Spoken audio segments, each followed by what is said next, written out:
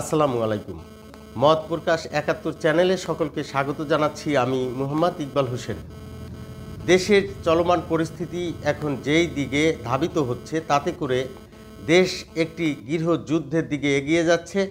এমন আলোচনাই কিন্তু এখন মাঠে ঘাটে হাটে বাজারে সব জায়গায় সর্বত্রই কিন্তু আলোচনা হচ্ছে।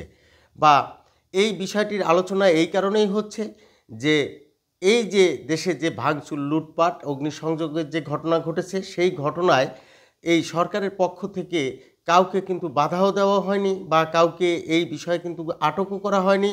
বা এক প্রকার সরকার কিন্তু কয়েকবার এই যে দায়সারা বিবৃতি দিয়েছে, সেই বিষয়টি নিয়েও কিন্তু এখন এই মানুষের ভিতরে কিন্তু তীব্র ক্ষোভের সৃষ্টি হয়েছে, আলোচনা চলছে।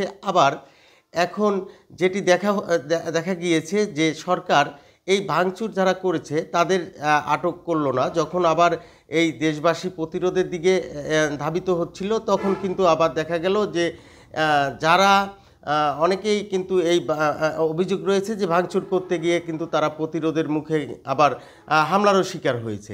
এখন এই হামলাকারীদের পক্ষে সরকারের অবস্থান দেশবাসী দেখেছে, কিন্তু এই যে যারা ভাঙচুর করলো সেটি কিন্তু সরকার এই ভাঙচুরকারীদের কাউকেই কি সরকার সারা বাংলাদেশে একজনকেও কি সরকার আটক করতে পেরেছে?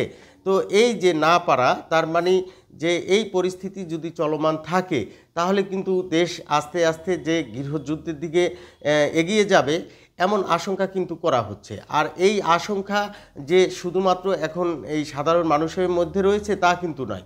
এই আলোচনা এখন কিন্তু রাজনৈতিক পর্যায়েও রয়েছে। সেই রাজনৈতিক পর্যায় থেকে জামায়াতের আমির ডাক্তার শফিকুর রহমান তিনি কিন্তু বলেছেন, তার একটি বক্তব্যে কিন্তু তিনি বলেছেন যে চলমান পরিস্থিতি যদি নিয়ন্ত্রণে না আনা যায়, তাহলে বাংলাদেশে গৃহযুদ্ধের দিকে চলে যাবে বা যেতে পারে।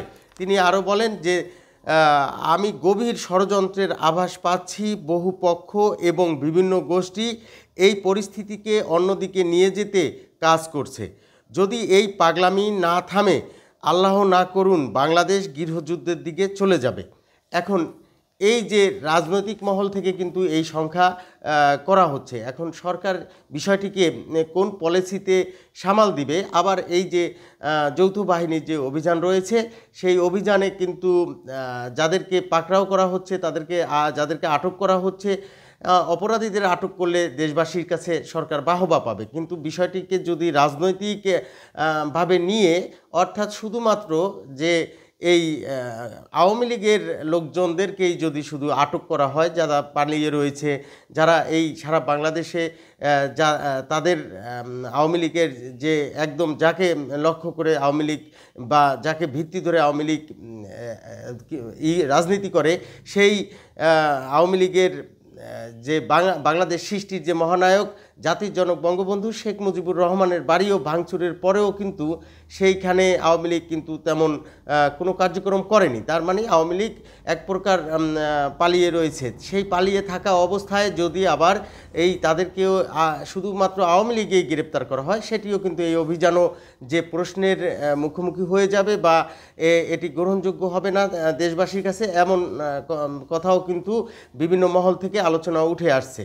তো এখন বিষয়টি হলো যে এই যে সরকার যদি এই পরিস্থিতি, যেটি জামায়াতের আমির ডাক্তার শফিকুর রহমান যেই সংখ্যা করেছেন, সেই পরিস্থিতিকে যদি সরকার সামাল দিতে পারে, তো হয়তো পরিস্থিতি শান্ত হবে। অথবা যদি সরকার এই পরিস্থিতিকে সামাল দিতে না পারে, তাহলে হয়তো দেশ তিনি যে সংখ্যা করেছেন সেই দিকেই, গৃহযুদ্ধের দিকেই কিন্তু ধাবিত হবে। এখন এই গৃহযুদ্ধের ইঙ্গিত কিন্তু এই সরকারে থাকা সরকারের একজন উপদেষ্টা মাহফুজ আলম, তিনিও কিন্তু দেখা গিয়েছে যে তিনিও একসময় এই গৃহযুদ্ধের ইঙ্গিত কিন্তু দিয়েছিলেন। তিনি 2024 সালের সময় কিন্তু তিনি 2024 সালের 18 নভেম্বর নিজের ফেসবুক পোস্টে কিন্তু তিনি ইঙ্গিত করেছিলেন যে গৃহযুদ্ধের পূর্ববর্তী মুহূর্তে একটা সামাল দেওয়া প্রচেষ্টা শুরু হয়েছে, যা এখনও চলমান, কিন্তু যুদ্ধ তো হবেই কোনো না কোনো ফরম্যাটে।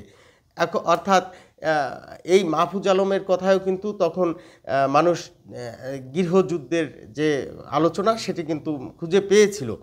আবার সেই গৃহযুদ্ধের আলোচনার বিষয়টি কিন্তু এখন চলমান, যে দেশের যে পরিস্থিতি চলছে তা থেকে কিন্তু আবার আমাদের এই জামায়াতের আমিরেও কিন্তু সেই কথাই বলেছেন।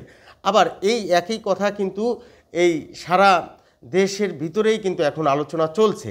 তো সেই দিক থেকে দেশে যদি ন্যায় বিচার প্রতিষ্ঠিত হয়, আর দেশে যদি মানুষের যারা আসামি রয়েছে, যারা পলাতক রয়েছে, আইনি প্রক্রিয়ায় তাদের বিচার হোক, সেই বিষয়টি নিয়ে কিন্তু মানুষের ভিন্ন মত নেই। কারণ বিচারের আদালতের মাধ্যমে বিচার হবে, সেই বিচারে যে অপরাধী হবে তার শাস্তিও হবে। কিন্তু এই দেশে যে এখন কোনো প্রকার আইন আদালত সরকারের তোয়াক্কা না করে দেশে যে এই ভাঙচুর লুটপাটের ঘটনা ঘটছে, মানুষকে পিটিয়ে মেরে ফেলা হচ্ছে, মানুষকে তার স্বাভাবিক কাজকর্ম করতে বাধা সৃষ্টি করা হচ্ছে, মানুষদেরকে চাকরিচ্যুত করা হচ্ছে, এই যে অরাজকতা বা নৈরাজ্যকর পরিস্থিতি দেশে যে বিরাজ করছে, সেই পরিস্থিতি সামাল দিতে না পারলে দেশ এই গৃহযুদ্ধের দিকেই যে যাবে সেটি কিন্তু বার্তা দেয়। তো দেশ সরকার সামাল দিতে পারে কিনা পরিস্থিতি, সেটি দেখার প্রত্যাশা রেখে, এবং দেশ যাতে এই গৃহযুদ্ধের দিকে না যায় এবং দেশে যাতে সুশাসন প্রতিষ্ঠিত হয়, সেই প্রত্যাশা রেখে সকলের সুস্বাস্থ্য এবং দীর্ঘায়ু কামনা করে শেষ করছি। আসসালামু আলাইকুম।